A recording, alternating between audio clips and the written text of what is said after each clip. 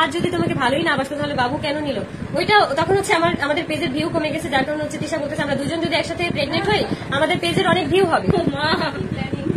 পুরা মাস্টার মাইন্ডের ভাই, পুরা মাস্টার মাইন্ড। এত বুদ্ধি কোনো কি বলবো, যারা ব্রিলিয়েন্ট স্টুডেন্ট তাদেরও থাকে না।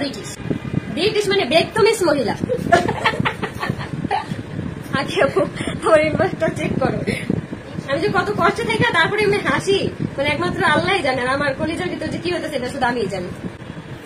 তুমি অনেক ভালো আপু, থ্যাংক ইউ আপু, আমার জন্য অনেক অনেক দোয়া করো। কত রিপোর্ট মারছি তিশার পেজে।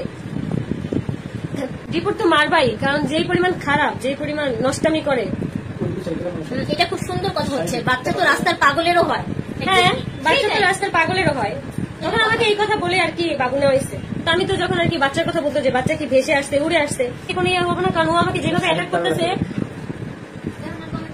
ওই এখন আর কমেন্ট করে না কেন? এখন আমাকে নিয়ে কোনো ধরনের কোনো কমেন্ট করে না কেন? কালকে যখন আপুর পেজে আসছি তখনও হচ্ছে আজে বাজে মন্তব্য, আমার বাবা হবার, আমার বাবা এই, আমার বাবা সেই।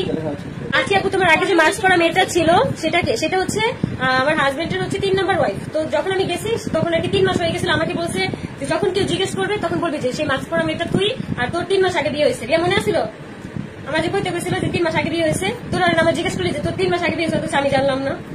হ্যাঁ, আমাদের বিয়ে যেদিন হয়েছে সেদিন থেকে আমাকে মাস্ক পরায় দেখে, আমাকে আর কি তখন শিখাই দিল।